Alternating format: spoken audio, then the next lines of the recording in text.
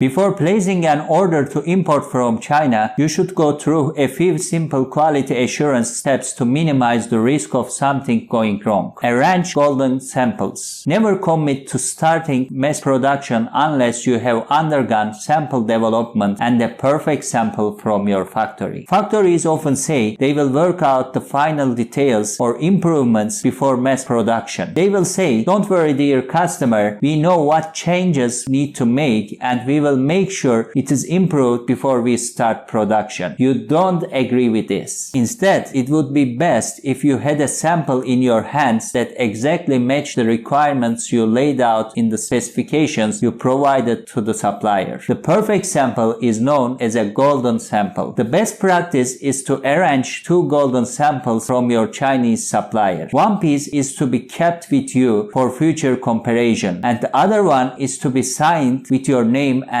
returned to the factory so that they have an in-house reference for quality. If applicable, define your product tolerance limits. When you import products from China, not all products require absolute precision, but many must be produced within a specific dimension tolerance range. It would be help if you spend time thinking about whether slight variations in dimensions will impact the usability of your product. Assuming your product requires dimensional tolerance limit, ensure you get feedback from your supplier on whether they can meet these requirements. If the Chinese supplier can meet your request, edit the approved tolerances to your specification and get your supplier's signature on them. By defining tolerances, you have set a relevant quality standard with the factory. You have also done much of the work needed for forming a quality control checklist. Agree to terms with your factory. As I mentioned earlier, factories in China tend to say yes to things for which they have no intention of delivering. To overcome this, you must formalize your requirements into a term sheet and get this sign-off by ideally a manager at your factory. Note that this agreement won't hold up in a Chinese court. Still, your expectations must be understood by your Chinese manufacturer. Formalize the agreement into purchase order. The next step is to formalize an agreement with your manufacturer. For most importers, at a minimum, you will need a purchase order drafted by yourself that includes the provisions agreed to in the term sheet. You also need these: your complete contact information, including company name and logo, supplier's complete company information, unique purchase order number and corresponding PO if applicable, purchase order date. List the products by ordered quantity, unit price, and total price. Once you have drafted the purchase order, review it and send it to your supplier. As mentioned, the Chinese supplier must understand all requirements listed in the purchase order and the terms sheet. Therefore, you need to get confirmation on this before moving ahead. Once you have sent your PO, you will in return receive a pro forma invoice from your supplier. But first, you must verify that all information on the pro forma invoice reconciles with your purchase order. For these documents to be valid, all pages, including attachments, need to be signed by legal representatives of both parties. The factory also needs to stamp each page of the PO and PI, including attachments with their official red seal. Alright my friend, in the next chapter I will explain supplier contracts when importing from China. See you there.